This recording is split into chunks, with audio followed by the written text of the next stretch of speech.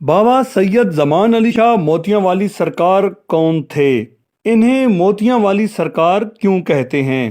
اور آپ نے لگ بھگ 400 سے زائد امام بارگاہ کیسے بنوائے؟ ملک کے طول و عرض میں ہزاروں علم پاک نصب کیسے کرائے؟ جب انہوں نے شادی ہی نہیں کی تو ان کی 2.5 لاکھ اولاد کیسے؟ آپ کے مرشد سید دیدار علی شاہ کو جگ تارن کیوں کہتے ہیں؟ بابا سید زمان علی شاہ موتیاں والی سرکار سے کتنی شخصیات استفادہ کر کے ولی بنے اور ان کے مزارات کہاں کہاں واقع ہیں؟ آپ کی چیدہ چیدہ کرامات کیا تھیں؟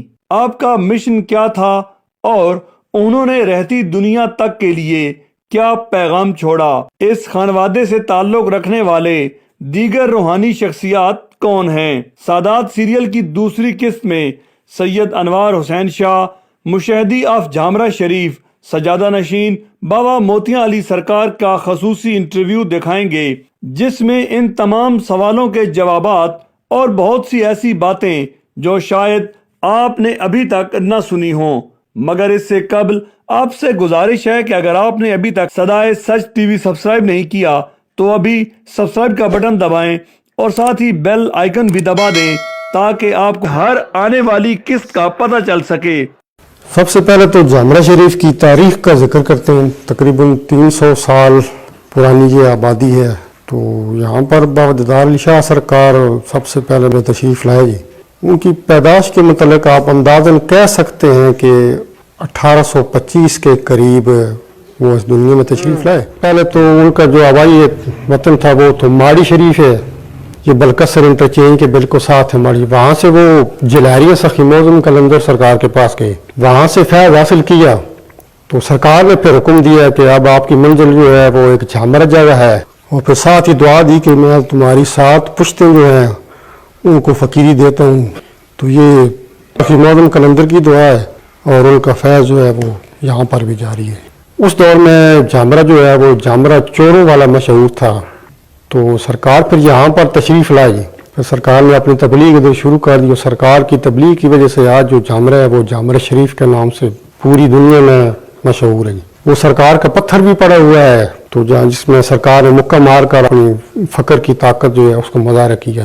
لوگوں نے معاوضہ طلب کیا کہ آپ ادھر بیٹھے ہوئے ہیں، کوئی آپ کی طاقت ہے، تو سرکار نے اس میں مکہ مار کر اس پتھر میں جگہ بنا دی۔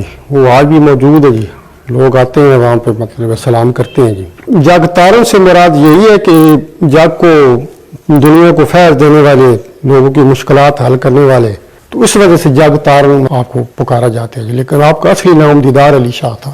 ان کے ہاتھ کا لکھا ہوا قرآن مجید بھی قلمی نسخہ بھی یہاں پر سید علی عباس جو ہمارے بھتیجے ہیں ان کے پاس موجود ہے، تو اس کی بھی لوگ زیارت کے لیے آتے رہتے ہیں۔ تو سرکار جو وہ جیسے کہ بزرگوں سے سنتے ہیں کہ وہ ان کی دینی تعلیم بھی سرکار کی بہت ان کے پاس نالج بھی تھا، ان کے ہاتھ کا جو لکھا ہوا جو قلمی نسخہ ہے وہ جہاں جامرہ شریف میں موجود ہے۔ تو اس کے بعد پھر جہاں تک ذکر ہے بابا زمان علی شاہ سرکار کا، تو ان کی تقریباً ایک اندازے کے مطابق 1850 کے لگ بھگ ان کی پیدائش جو ہے وہ ہے۔ وہ بھی اپنے مرشد کی تلاش میں جیسے مختلف روایات میں بیان کیا جاتا ہے جی، کہ کچھ یہی کہتے ہیں کہ وہ سخی معظم قلندر گئے، وہاں سے ان کو اجازت مطلب آرڈر ہوا کہ آپ ادھر جامرہ شریف جائیں، آپ کا مرشد ادھر ہے۔ لیکن جو زیادہ مشہور چیز ہے وہ ان کے بارے میں ہے کہ جو سیدن شاہ سے سخی سیدن شیرازی سرکار بادشاہ کے، تو وہاں سے ان کو اشارہ ہوا کہ آپ جس کام کے لیے آئے ہوئے ہیں، آپ کا مقصد جو ہے وہ جامرہ شریف میں ایک فقیر بیٹھا ہوا ہے، پپل والا درخت مطلب دارا جو ہے، تو اس کے پاس آپ کا مطلب۔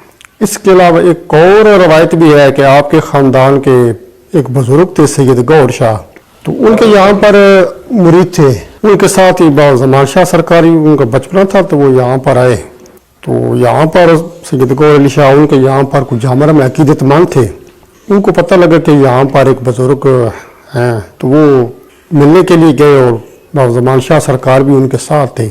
تو وہاں پہ پاک دیدار سرکار کی ان پر نظر پڑی، تو وہ فقیر کی نظر جو ہے وہ انہوں نے ان کو اپنا گرویدہ کر لیا، تو انہوں نے بابا گوھر علی شاہ سے کہا کہ آپ یہ بچے یہ مجھے دے دیں، تو یہ مختلف چیزیں ہیں جو بزرگوں سے سنتے آئے ہیں، جو سینہ در سینہ ہم تک پہنچی ہیں جی۔ تو اس کے بعد جو آپ کا مشہور لقب ہے وہ موتیوں والی سرکار ہے، اس کے بارے میں زیادہ یہی مشہور ہے کہ ملک وال اسٹیشن پہ آپ ملنگوں کے ساتھ گئے ہوئے تھے، تو باہر اسٹیشن پہ بیٹھے ہوئے تھے، تو وہ ٹی ٹی جو ہے وہ مینیجر وہ ٹکٹ چیک کرنے کے لیے آیا، تو ملنگوں نے کہا کہ ہمارے پاس ٹکٹ تو نہیں ہے، تو وہ سیدھے سرکار کے پاس آیا، تو سرکار نے کہا ہم ملنگ لوگ ہیں، تو اس نے کہا کہ اگر آپ کے پاس ٹکٹ نہیں ہے تو پھر آپ سفر نہیں کر سکتے، پہلے ٹکٹ لینا ہے۔ تو سرکار بھی اپنی منزل میں جلالت میں آ گئے، تو سرکار نے وہ جس گھوڑی پہ بیٹھے ہوئے تھے اس کو اوپر اٹھایا، تو اس کو کہا کہ نیچے دیکھو، نیچے مطلب موتیوں کا ڈھیر لگا ہوا تھا، جو تمہاری مرضی ہے لے لو۔ تو وہ یہ کرامت دیکھ کر وہ پریشان ہو گیا اور اس نے معذرت کی، کافی متاثر ہوا، تو اس نے ٹکٹ لینے سے انکار کر دیا۔ جبکہ دوسری روایت جو ہے وہ اس کے بارے میں یہ ہے کہ سرکار نے وہاں پر ہی جب اپنی جلالت دکھائی تھی، اوپر سے موتی گرنا شروع ہو گیا جی، تو اس وجہ سے آپ کا لقب جو ہے وہ موتیوں والی سرکار جو ہے وہ مشہور ہو گئی۔ تو اب جہاں تک عزاداری کا تعلق ہے، تو زمان شاہ موتی علی سرکار کا عزاداری میں بہت بڑا کنٹریبیوشن ہے، جس کے پوری دنیا میں گواہ ہے۔ تقریباً 365 کے اوپر مختلف جگہوں پر سرکار نے امام بارگاہ تعمیر کروایا یا ان کی بنیادیں رکھی۔ ہمارے بزرگ جو تھے محترم سید جاز حسین شاہ اکاڈمی صاحب، تو کیول وہ فرماتے تھے کہ 400 کے قریب سرکار نے امام بارگاہوں کی بنیادیں رکھی۔ تو یہ 365 اور 400 تقریباً اس کے درمیان جو ہے، اتنا کہ ایک اندازے کے مطابق آپ نے امام بارگاہوں کی اور درباروں کی جو ہے وہ بنیادیں رکھی ہیں۔ اب مشہور امام بارگاہ میں یہاں جامرہ شریف، جہاں پر 24-25 محرم سرکار کی ڈیٹ جو رکھی ہوئی ہے سالانہ، وہ پاکستان کی بہت بڑی عزاداری ہوتی ہے۔ پھر اسی طرح ارڑ شریف تحصیل چوس حیدن شاہ ہے، تو وہاں بھی 25 محرم ہی منائی جاتی ہے اور نوروز بھی منایا جاتا ہے۔ تو اسی طریقہ ہرن پور جگہ ہے، منڈی باؤدین ضلع میں موجی نالہ ہے، اسی طرح دھندا جسو کی سوال، تو اس قسم کے اور بھی بہت سی مثالیں ہیں۔ شادی والیہ گجرات ضلع منڈی باؤدین کے مطلب ان علاقوں میں ہیں۔ تو اب جہاں پر جو لوگ امام بارگاہوں کے لیے جگہ ہدیہ کرتے تھے، اس کے بارے میں بھی کافی تو یہی سنتے ہیں کہ کچھ جگہوں سے سرکار نے قیمتاً بھی جگہ لی تھی۔ تو کچھ لوگ جب ان کو سرکار سے فیض ہوتا تھا یا ان کے دعا کی وجہ سے ان کی پریشانیاں یا مسائل حل ہوتے تھے، تو وہ پھر سرکار سے کہتے کہ اب ہم آپ کی کیا خدمت کریں۔ تو سرکار یہی کہتے تھے کہ امام بارگاہ کے لیے کوئی جگہ دے دیں جہاں پر ہم نے امام بارگاہ بنانا ہے حضرت امام حسین علیہ السلام کا۔ سرکار نے جتنے امام بارگاہ بنوائے ان میں سے کوئی اپنے ان کے نام کوئی نہیں جگہ، بس جیسے بھی ہے وہ امام حسین علیہ السلام کے نام پہ۔ تو وہ پھر اس علاقے کے لوگوں کے جہاں پر آپ نے امام بارگاہ بنائے، تو پھر وہ لوگوں کو بھی امام حسین علیہ السلام کے حوالے کر دیتے تھے کہ آپ علم لگا ہوئے ہے تو یہاں پر آئیں، اپنی منتیں مانیں تو آپ کی مصیبتیں پریشانیاں دور ہوگی۔ اس طریقے سے انہوں نے اپنے تبلیغ کا جو انداز ہے چلایا۔ جو لوگ دعا کے لیے اپنی پریشانی مسائل لے کر آتے تھے، تو سرکار یہی کہتے تھے کہ تمہارا مسئلہ حل ہو جائے گا، تم اپنے گھر کے اوپر علم لگاؤ۔ تو اس طریقے سے بھی لوگوں نے مطلب یہاں ہزاروں لوگوں نے علم لگائے۔ تو سرکار کی جو مشہور ہے وہ 1.25 لاکھ کی قطار مشہور ہے، ملنگوں کی قطار ہے جو عرب کے سرکار کے ساتھ ہوتے تھے۔ تو وہ جہاں پر بھی جاتے سرکار کا پیغام تو امن کا پیغام تھا، محبت پیار کا تھا۔ تو وہ جہاں پہ جاتے تھے پھر ہر دروازے پہ جاتے تھے، وہ فقر کی زبان میں ہم اس کو ریادت کہتے ہیں، تو وہ وہاں پر ہر گھر جا کر دعا دیتے تھے، کل کا بھلا کل کی خیر، حقدار امام یا علی۔ پھر لوگ جوابوں میں ان کو کوئی آٹا دے دیتا تھا، کوئی جو نظر نیاز ہوتی تھی۔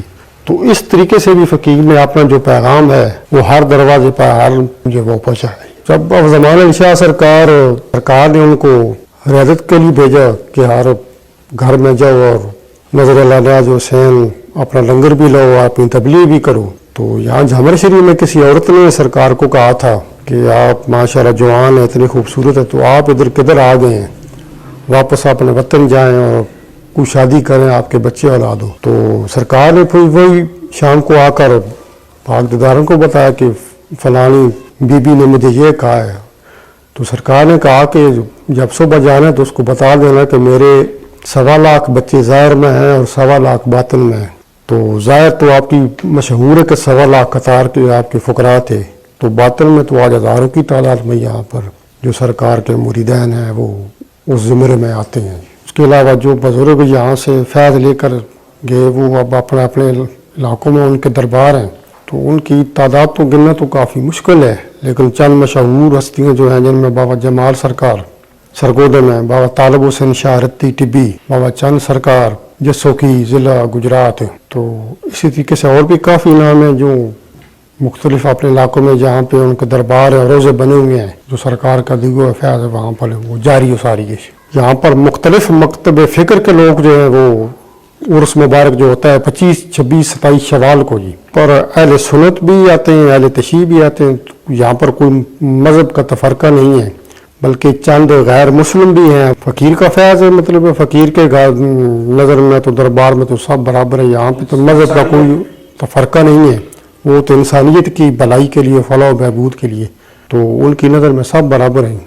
तो यही उनका तबलीग है और यही सिलसिला अब तक चल रहा है। यहाँ पर कोई किसी किस्म का मजहबी या कोई ऐसी परेशानी नहीं है, हर मकतब फ़िक्रा, बल्कि अहले तशय्युअ से ज़्यादा तो अहले सुन्नत जो हैं, अहले सुन्नत वल जमात बरेलवी हज़रात, वो यहाँ पर ज़्यादा अक़ीदत मान जाते हैं। तो सरकार का मेला जो है वो बाबा ज़मान शाह मोती वाली सरकार का हर साल 25, 26, 27 शवाल को मनाया जाता है, क्योंकि एक रवायत के मुताबिक सरकार की जो वफ़ात है वो 26 शवाल को हुई थी और 27 को आप दफन हुए थे। तो इस चीज़ को मद्देनज़र रखते हुए 25, 26, 27 शवाल हर साल सरकार के मज़ार पे सरकार को उर्स मनाया जाता है, जिसमें हज़ारों लोग अक़ीदतमंद जो है वो शिरकत करते हैं। तो उस लिए दूर दराज तक तकरीबन पाकिस्तान के हर कोने से यहाँ तक जो अक़ीदतमंद हैं वो मुख्तलिफ अज़ला से तशरीफ़ लाते हैं और अपनी अक़ीदत का जो इज़हार करते हैं। जहाँ तक उर्स का तल्लुक़ है तो बेसिकली तो ये खुशी का एक मौका होता है। तो इसका मेन मकसद तो यही होता है कि मुख्तलिफ मकतब फ़िक्र के लोग इकट्ठे होते हैं, वो मिलजुल कर बैठते हैं, आपस में अपने मसाइल बयान करते हैं, फैज़ हासिल करते हैं, खुशी भी मनाते हैं। तो ज़्यादा यहाँ से ही तबलीग का सिलसिला भी फिर चलता है। जब वो लोग इकट्ठे होते हैं तो वो मोहम्मद आले मोहम्मद का जिक्र या फ़कीर औलिया अल्लाह का जिक्र बयान किया जाता है। तो जब वो वापस जाते हैं अपने घरों में जाते हैं तो वही सबक वो यहाँ से लेकर जाते हैं। तो इसका मेन जो मकसद है वो जिक्र और जिक्र मोहम्मद आले मोहम्मद और पैगाम मोहम्मद आले मोहम्मद जो है, तो ये इस तरीके से फ़ुकरा ने चाहे उसको ढोल के ज़रिए या धमाल के ज़रिए इसको फैलाया। यहाँ पर कवाली होती है, फिर जो लोकल हमारे देही प्रोग्राम होते हैं जिनमें बैलों का जलसा, घोड़ा डांस या जो चीज़ें होती हैं जो पब्लिक के लिए पसंद की होती हैं, चरागा होता है जी। इसका जो मेन मकसद है वो ज़िक्र मोहम्मद आले मोहम्मद ही है, आज़ादारी हज़रत इमाम हुसैन अलैहिस्सलाम। तो ये सिलसिला अब तक जारी सारी है और इंशाअल्लाह ता क़यामत तक ये जारी रहेगा। जहाँ तक ज़्यादातर इनके मामूलात का है वो तो ये कि लोग फैज़ के लिए आते थे और सरकार अपना फैज़ तकसीम करते थे। फिर बाबा ज़मान शाह मोती वाली सरकार ने उन्होंने तो फिर काफ़ी सफ़र किया। पाक दीदारन जो है वो तो ज़्यादा तो यहाँ पर ही रहे, वो फिर कहीं गए नहीं थे। लोग उनके पास अपना फैज़ लेते थे, वो अपनी इबादत में अपना ज़्यादा टाइम जो है वो गुजारते थे। तो ये मोती वाली सरकार जो है इन्होंने बहुत दूर दराज तक फिर सफ़र किया और ज़्यादा जो मेहनत है वो सरकार की है, जिसकी वजह से इमाम बारगाह या ये मतलब डिप्टी सरकार ने की और अपनी फैज़ जो है वो लोगों तक पहुँचाया। ये भी बात बड़ी मशहूर बात, सरकार ने कहा था कि अब आपका नाम ही दुनिया में होगा तो आप अपना फैज़ जो है वो जाएँ अपना तकसीम करेगी। तो सरकार ने भी काफ़ी मेहनत के बाद मोती वाली सरकार ने फैज़ हासिल किया, उसके लिए काफ़ी कठिन मराइल जो हैं गुजारने के बाद फिर आपको फैज़ मिला। ये बात जो ज़्यादा मशहूर है ये जो सैदन शाह मेला जो होता था उर्स मुबारक सखी सैदन बादशाह का, तो वहाँ के बारे में ज़्यादा मशहूर है कि सरकार सारी रात बैठते थे और जो गाने वाले जो कवाल या उनको होते थे तो सारी रात लोग पैसे देते रहते थे। कभी गोदरी से नीचे पैसे उठा देते थे और जुर्बान से देते थे। तो किसी ने शिकायत कर दी, उस वक्त जो थानेदार था वो आया तो उसने आकर चेक किया तो नीचे भी कोई पैसे नहीं थे और गिरबान में भी मतलब बस कमीज में कोई शय नहीं थी। वो भी मुतासर हुआ, उसने माजरत की कि मैं सरकार आपसे माजरत करता हूँ। तो जैसे वो गया तो फिर सरकार का फैज़ शुरू हो गया, फिर सरकार ने ऐसे ही वो लोगों में लंगर बांटना जो पैसे बांटना शुरू कर दिया। तो इस किस्म के और हज़ारों करामात भी सरकार की मौजूद हैं। कि सरकार जब सफ़र पे जाते थे तो आपके साथ 400-500 मलंग होते थे दरवेश, तो वो एक किस्म की जो आखिरी एज थी सरकार की, कुछ साल जो थे वो सरकार को पालकी में उठाकर वो मलंग लेकर जाते थे।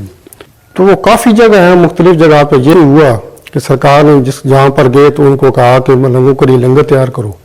तो उस वक्त लोगों ने यही कहा कि इस वक्त हमारे पास घर में पड़ा हुआ थोड़ा है, सरकार ने कहा वही तैयार कर दो, तो सरकार ने उन पर कपड़ा दे देते थे और उससे नीचे ही मतलब तकसीम करते थे। जो है वो 4-5 बंदों का खाना जो है वो कई लोगों में, हजारों लोगों में मतलब तकसीम होता था, तो वो कभी ख़त्म भी नहीं होता था। तो उसके बाद फिर दूसरी सरकार की जो मेन करामत है वो रौज़ा पाक में है, जहाँ पर कि आपके मुर्शिद बावदीदार अली शाह सरकार दफन है। तो मोती वाली सरकार ने जब यहाँ पर पर्दा किया, जब यहाँ फौत हुए, तो उस वक्त अंदर जगह नहीं थी रोज़े के अंदर, तो हर कोई परेशान होगा कि अब सरकार को कहाँ पर दफन किया जाए। तो रात के वक्त ही जगह जो है वह खुद ब खुद पीछे हट गई। तो सुबह जब मलंगों ने लोगों ने देखा तो रोज़े के अंदर जो जगह है वो खुली हुई थी, तो इस वजह से वे सरकार को मतलब उस रोज़े के अंदर ही दफन किया गया। तो इसके मतलब मुख्तलिफ रवायतें हैं। एक रवायत है कि जब सरकार का आखिरी टाइम आया तो सरकार के पास जो मलंग थे, एक मलंग को सरकार बार बार भेजते थे उन पर रोज़े पे कि जाकर देखो कि जगह बनी है या नहीं। वो 3-4 दफ़ा गया तो उसने कहा सरकार अभी जगह नहीं है जी। तो आखिरी बार फिर वो जब गया तो वापस आया तो उसने बताया कि सरकार अब जगह जो है वो खुल गई है, आपकी मज़ार की बन गई है। तो वहाँ पर ही सरकार सजदे में गिरे और उसी सजदे में ही सरकार की रूह जो है वो परवाज़ कर गई। तो इसके यानी शवाहद अब भी शायद बुजुर्गों में कुछ लोग मौजूद हों, लेकिन काफ़ी लोगों ने ये मतलब खुद चीज़ जो है वो बयान की है। तो इसके अलावा सरकार की हज़ारों करामतें हैं। फिर ये पिपल का दरख्त भी यहाँ पर मौजूद है कि सरकार वहाँ पर बैठे थे तो मच से वैसे ही कोई लकड़ जली सरकार ने वहाँ पर लगा दी। अब ये नहीं पता कि वो कौन सी लकड़ थी, क्या थी। तो वहाँ पर पिपल का दरख्त जो है वो खुद ब खुद उगना जो है मतलब वो शुरू हो गया। वो दरख्त आज भी मौजूद है। तो जहाँ तक सरकार मोती वाली सरकार का जिक्र है तो सरकार ने बहुत सफ़र बहुत की है अपनी ज़िंदगी में। सुनते में जो जैसे बुजुर्ग आप कहते हैं जी कि लाहौतला मकान तक, लखनऊ तक भी सरकार ने सफ़र किया। कलंदर सरकार पे भी सरकार का मच मौजूद है, लाहौतला मकान भी सरकार का आस्थाना है। तो दूर दराज तक सरकार ने सफ़र किया। तो जहाँ तक पाक दीदार सरकार की वफ़ात की तारीख का है तो वो आप अंदाज़ा कह सकते हैं कि 1904 से लेकर 1914 जो पहली जंग अजीम का पीरियड है, इस दौरान में किसी जगह पे मतलब उनकी जो वफ़ात का है उसके बारे में ज़्यादा कहा जाता है। सरकार का जो रोज़ा मुबारक है ये भी तकरीबन 1920 के करीब, एक अंदाज़ 1920-25 में इसको तामीर किए गए। तो आपकी औलाद में भी काफ़ी मजबूब हुए जी, हमारे दादा सैयद मोहम्मद हुसैन शाह, बाबा जीवन शाह जी, फिर हमारे वालिद साहब सैयद कासिम अली शाह चाचा, सैयद सजाद हुसैन शाह, वो भी फ़कीर लोग दरवेश लोग थे। आजकल सैयद मुश्ताक हुसैन शाह मेरे बड़े भाई जो हैं वो इस वक्त मौजूद है, याद हैं। तो वो भी अपना फैज़ जो है लोगों के लिए दुआएं हो रही हैं।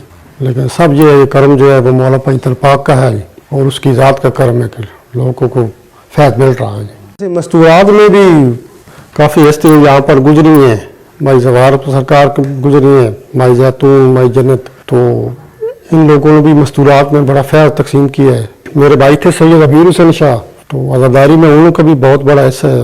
उन्होंने भी अपनी बहुत खिदमत की है जितना हो सकता है। तो काफ़ी दूर दराज तक तो उन्होंने भी मिशन इमाम हुसैन अलैहिस्सलाम को मतलब तकवीत दी है। पहला उनका कलाम भी मौजूद है, ज़्यादातर वो लोखानी ही है जी।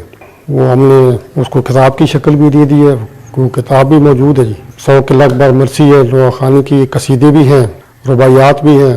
तो अब वो अब तक मातमी जो हैं वो पढ़ रहे हैं। मतलब मशहूर हुआ था करबला वालों की दुनिया में अजब है दास्तान, दी जिन्होंने दीन को खून से हयात जावेदान।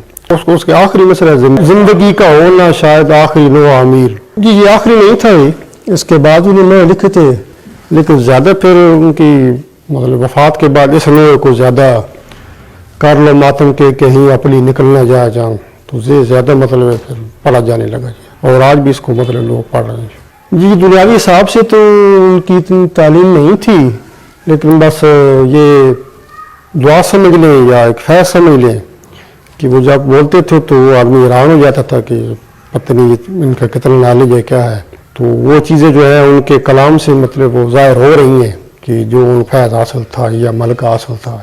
और बाज़मान शाह मोती सरकार है वो अबाउट 1940 के करीब मतलब उनका जो है वो यूम वफ़ात है।